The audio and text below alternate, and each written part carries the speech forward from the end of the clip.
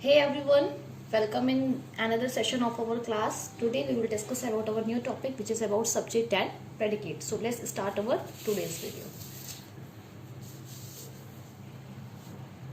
Subject and predicate. Subject, the person, place or thing which we talk about in a sentence is called subject.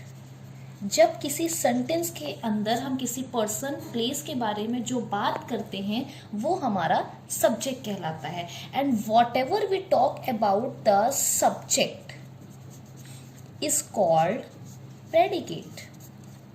यानी जब किसी इंसान का हम कोई डिस्क्रिप्शन देते हैं तो उस इंसान का जो इंसान पर्टिकुलर पर्सन होता है वो हमारा सब्जेक्ट कहलाता है और उस पर्सन के बारे में हम जो भी एक्सप्लेनेशन देते हैं वो हमारा प्रेडिकेट कहलाता है. I will clear it more by giving an example. So let's see the example. Siddharth is going to temple. In this sentence हम एक पर्सन की बात कर रहे हैं और वो पर्सन हमारा है सिद्धार्थ. यानी जो सिद्धार्थ होगा वो क्या होगा, सब्जेक्ट होगा. और जितने भी सिद्धार्थ के बारे में हमने जो भी बातें किया ये सारी बातें हमारी क्या कहलाएंगी, प्रेडिकेट कहलाएंगी. ठीक. अब इसी को थोड़ा सा मैं और एक्सप्लेन करूंगी. अगर आप इस सेंटेंस को देख रहे हो तो इसमें दो बातें हैं. पहली बात क्या है, एक हमारा है फोकस पॉइंट और एक बात है हमारी रिमेनिंग पार्ट. राइट. तो जो हमारा फोकस है इस सेंटेंस में वो है सिद्धार्थ. यहां पर इसमें अगर हम इस सेंटेंस को थोड़ा ध्यान से रीड आउट करेंगे तो लिखा है Siddharth is going to temple. तो we are focusing on the Siddharth. और इसका बाकी का जो रिमेनिंग पार्ट है वो है is going to temple. Right. तो ये जो फोकस पॉइंट है यही हमारा क्या कहलाता है, सब्जेक्ट कहलाता है. और ये जो रिमेनिंग पार्ट है हमारा वो क्या कहलाता है, प्रेडिकेट कहलाता है. एक और एग्जांपल देखिए. Maya is cooking food. Same process. इसमें हमारा फोकस पॉइंट माया है तो Maya is the subject and rest of the part is the predicate. I hope you all get it what I wanted to say that. But students, this is all about the kind of sentence declarative. मैंने अपने lecture number 3 में आपको sentence के kind भी पढ़ाए थे. If you not get through it please go and watch it also. क्योंकि जब तक आपको सेंटेंस के काइंड नहीं पता चलेंगे आप सब्जेक्ट एंड प्रेडिकेट क्लियर नहीं कर पाएंगे. तो जब आपके पास डिक्लेरेटिव सेंटेंस होगा तो वहाँ पर आप ये रूल लगाएंगे. So let's discuss our next kind of sentence, that is interrogative sentence. Suppose if you have interrogative sentence then how you will find out the subject and predicate. तो पहले मैं interrogative sentence का एक example लिखती हूँ. Where is Mr. Das? ये एक example मैंने लिखा. अब अच्छा, बहुत सारे बच्चों के अंदर एक कॉन्सेप्शन होता है, वो उनको प्रीवियस क्लासेस में या छोटी क्लासेस में बताया जाता है कि बेटा जो फर्स्ट वर्ड होता है वो आपका सब्जेक्ट कहलाता है. तो अगर हम यहाँ पर देखें तो फर्स्ट वर्ड लिखा हुआ है वेयर, तो क्या ये सब्जेक्ट होगा? बिल्कुल भी ये सब्जेक्ट नहीं होगा. इसका एक हमारे रूल ये होता है कि जब हम इंट्रोगेटिव सेंटेंस की बात करते हैं तो इंट्रोगेटिव सेंटेंस में जो वर्ब के बाद यानी आफ्टर वर्ब जो भी वर्ड हमारा आता है वो क्या कहलाता है, हमारा सब्जेक्ट कहलाता है. तो इस सेंटेंस को अगर हम ध्यान से पढ़ेंगे, वेयर इज मिस्टर दास, तो इसमें हमारा वर्ब है इज और इसके बाद क्या आया हुआ है, मिस्टर दास. तो मिस्टर दास हमारा क्या होगा, सब्जेक्ट होगा. ये था फर्स्ट पॉइंट.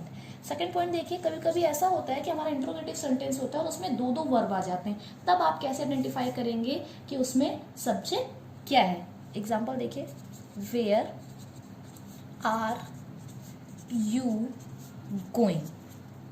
अगर इस सेंटेंस को हम रीड करें तो there are two verb in the given sentence, first one is are and second verb is going.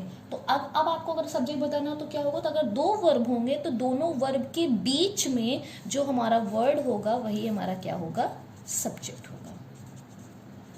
मैंने दोनों पॉइंट क्लियर कर दिए। अगर आपको नॉर्मल एक इंट्रोगेटिव सेंटेंस दिया जाता है तो वर्ब के ठीक बाद वाला वर्ड हमारा सब्जेक्ट कहलाएगा। अगर आपका कोई इंट्रोगेटिव सेंटेंस है और उसमें दो दो वर्ब आ रहे हैं तो दो वर्ब के मिड में जो पार्ट होगा वो हमारा क्या होगा, सब्जेक्ट होगा। Let's move to the next kind of sentence, that is imperative sentence. Imperative sentence मैंने आपको लास्ट लेक्चर नंबर 3 में बताया था, order, request, command, advice, suggestion, वो सारे सेंटेंस हमारे इम्परेटिव होते हैं।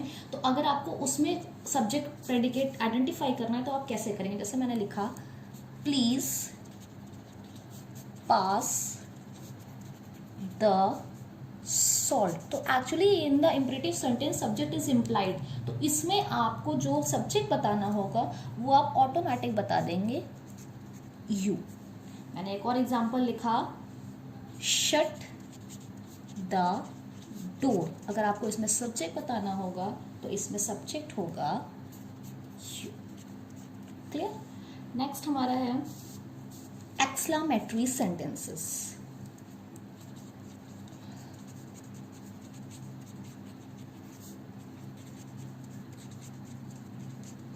मैंने लिखा what a beautiful seen it is. अगर आप इस सेंटेंस को देख रहे होंगे तो ये मैंने एक्सक्लेमेटरी सेंटेंस लिखा है, you have to search out the sentence. तो इसका रूल क्या होता है कि वर्ब के ठीक पहले जो वर्ड आता है वो सब्जेक्ट होता है, यानी इसका रूल है before verb the word is subject. अगर हम इस सेंटेंस को पढ़ें तो यहाँ पर जो हमारा वर्ब है वो है इज, ठीक, और इसके ठीक पहले क्या आया हुआ है, इट। इट हमारा इसमें क्या होगा, सब्जेक्ट होगा। इट हमारा क्या होगा, सब्जेक्ट होगा। एक और देखिए,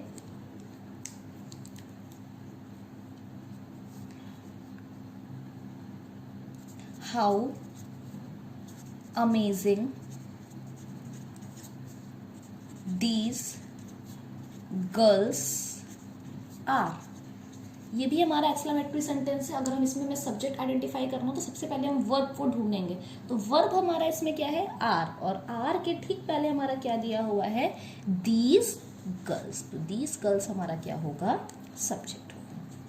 इज दैट क्लियर। तो मैंने आपको डिक्लेरेटिव सेंटेंस में बता दिया how you have to find out the subject, मैंने आपको इंट्रोगेटिव सेंटेंस में बता दिया how you have to find out the subject, मैंने आपको इम्परेटिव में बता दिया, एक्सक्लेमेटरी में बता दिया। अब एक और केस रह जाता है हमारे बच्चों का, क्लास 5 स्टूडेंट्स के लिए स्पेशली, देयर और हेयर इज सेंटेंस।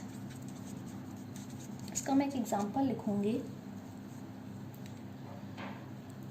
अगर आपको कोई सेंटेंस कभी मिले जो देयर या हेयर से स्टार्ट हो तो उसमें आप कैसे सब्जेक्ट आइडेंटिफाई करेंगे, तो मैं एक एग्जांपल लिखती हूँ, there is a pillow on my bed.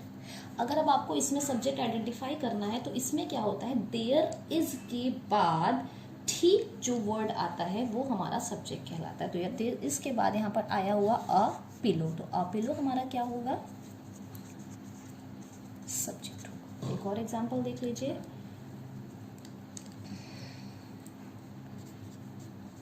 Here is the